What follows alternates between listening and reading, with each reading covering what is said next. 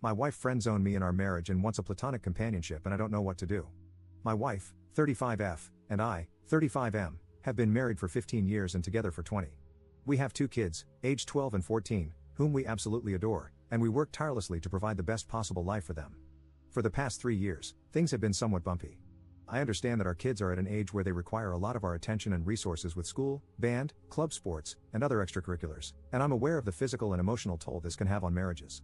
However, for these past 3 years, my wife and I have had very little intimacy and very little action in the bedroom, and we've been trying very hard to work on that aspect of our relationship. This past year has been the most difficult and by far the darkest year in our marriage.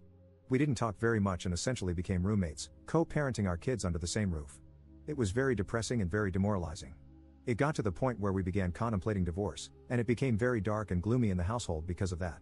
We began seeking help with both individual therapy and couples therapy, and it seems to have helped somewhat.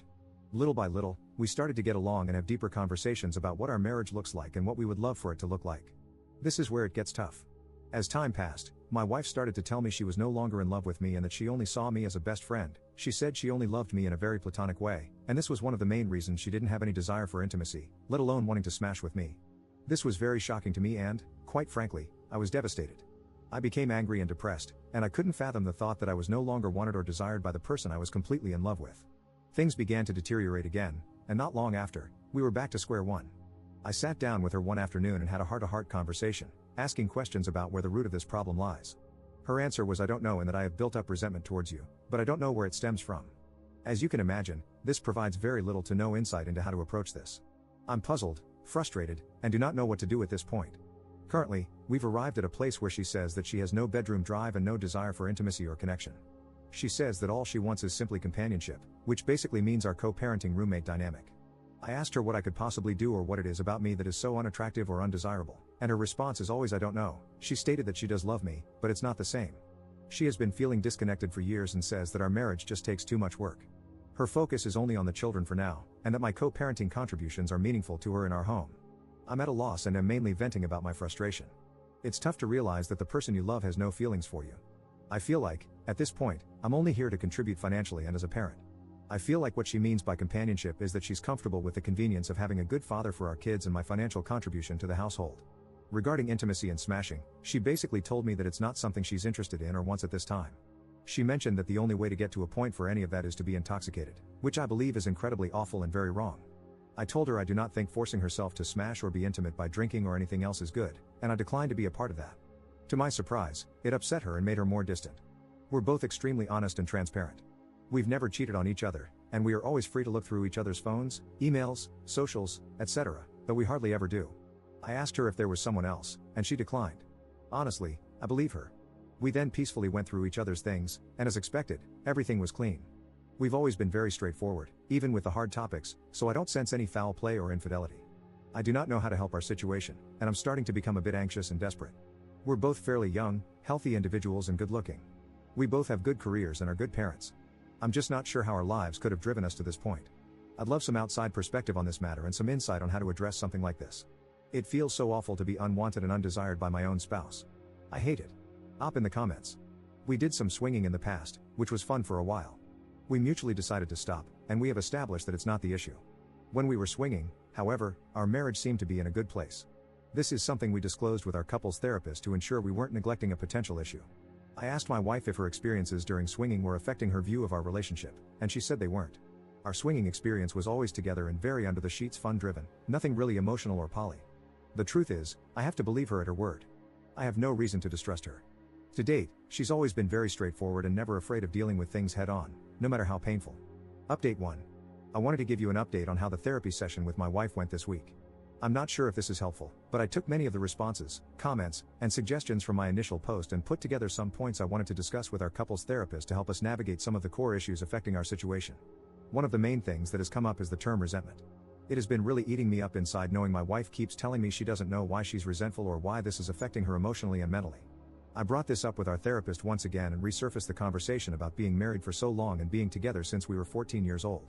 Our long history of growing up together and having children when she was 19 years old, me 20, significantly changed the trajectory of our lives.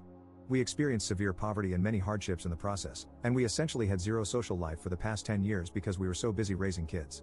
The therapist followed up with tons of questions, directed mostly at my wife, about her feelings towards this, and 90% of her responses were very our kids focused. It definitely felt like she was afraid of saying, yes, it sucked, because she would feel guilt or shame, as it might imply she regrets the kids. I mentioned this in the session, and the therapist encouraged her to look at this outside the lens of being a mother and to try to view it a bit more selfishly and individually. This was very eye-opening. My wife mentioned that she was very frustrated with the fact that we missed out on many things in life. She also was very clear in saying, I do not think I missed out on other partners or dating or partying, but I certainly lost all my friends. This was huge because one of the big pieces that has caused a strain in our lives is how siloed and isolated we've been, again, busy raising kids. I followed up by reminding her that it's important to have good friends and to make time for herself and her friendships. For the past 3+ years, we've had multiple conversations about friends and how it is important to have them in life, especially when you have similar peers who can help in many areas of life that perhaps we have no experience navigating, and even simply for enjoyment. It has always been something my wife avoids, even though she's always been someone who needs that external stimuli. The main reason for her not investing in friends or even herself has always been the kids. Like I mentioned earlier in this post, 90% of the answers have to relate to the kids to some degree. At this point in our session, I started to feel like there was a common denominator, aka the kids, in most of the frustrations and problems she was experiencing. So I simply asked her, do you think you may be upset at me because I'm responsible for these kids in the sense that I got you pregnant so young? I wasn't ready, but she said that she was upset at me for that. She also followed up with the fact that she knows that's unreasonable because it takes two to tango. I did feel like it was progress because it kind of gave us something to work on and help alleviate some of these burdens, so we agreed to invest more time in nurturing good friendships, both together and individually. Towards the end of the session, we began to discuss what actionable items we would take from this session. At this point, it was still all very ambiguous and blurry as to what the outcomes were. I was very direct and very forward in asking my wife what her plan is moving forward. Note, I had decided prior to the session that if my wife said the same thing about being a co-parent or roommate, then I would take the 180 approach and essentially focus on myself. She started basically saying the same thing, that she doesn't have any desire to be intimate with me as of now and that she loves me immensely and she feels bad for not being there for me, as mentioned in my first post. I also brought up the brief swinging that happened, to which, for the 50th time, she said it wasn't a problem. I agree with her on this. This was something that was a mechanical approach for a solution to a problem that was very much non-existent when we tried this. We both really have no issue with this. We know it happened, we tried it, and mutually stopped and turned the page. I also brought up other life events that may cause resentment, and really, we ended up not getting anywhere else as far as the root for resentment, which was discouraging. I then basically expressed to my wife that I will not be okay with that arrangement. I told her that I've really done everything I can, and that this issue has reached a point where it has nothing to do with me or requires me to do anything that I'm currently not doing. I was very direct in saying that I will not accept this dynamic and that I need to be with someone who is actively involved in our marriage, works towards resolutions, and is very much interested in maintaining an active intimate relationship with smashing. I expressed how I am not going to be a convenience and that there is more to life than being roommates and co-parents. I made sure she knows I love her dearly and that I do want this to work for the better. I also told her that I'm fully committed to this marriage as long as she is as well, and that if she wasn't, it's okay. However, I will not be a part of something where these efforts are not reciprocated. I told her I have no plans of leaving, and I do not want a divorce. However, I made it clear that if this dynamic continues, divorce will be the only outcome. Of course, tears were involved, and it was a very bleak and sad ending to the session. Still, nothing was said, and I walked out feeling very discouraged and very determined to start working on the 180 as soon as we left the room. It's painful and very difficult because much of the 180 requires you to be very short, cold, and transactional. The saddest part is realizing that this dynamic is already very cold and transactional. Here is where it gets very interesting. I started working on implementing many of the 180 recommendations that same day. I mentioned to my wife that, hey, things are going to be a bit different moving forward. I'm going to honor our roommate/co-parent dynamic without reproach, and it should be no mistake that I am not happy here and I am never going to be okay with it, but I am done working on it if she wasn't going to work on it. She agreed and went to bed.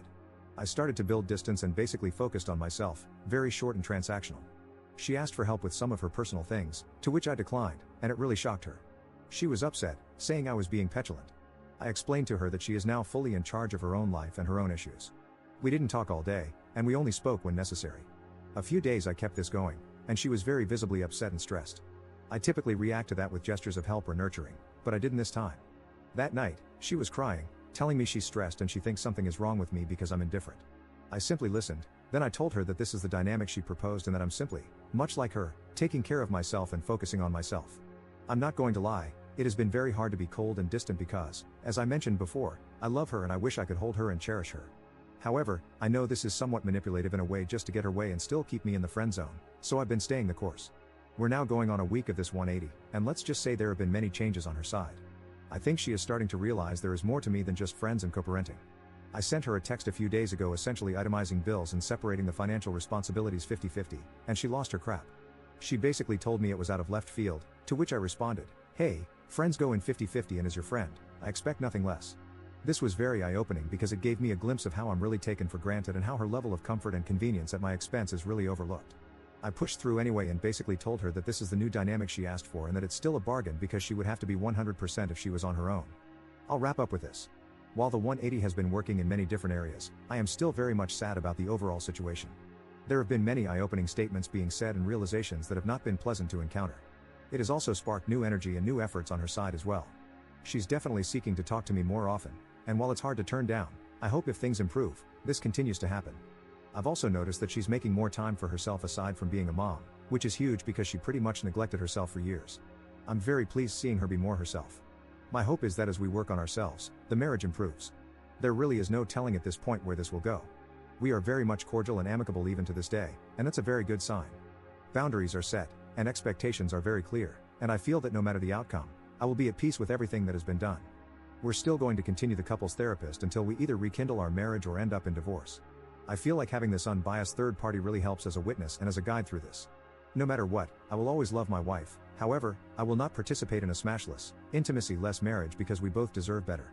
Thank you all for all the kind words and recommendations and feedback. This will be my last post on this topic, and I wish you all the best.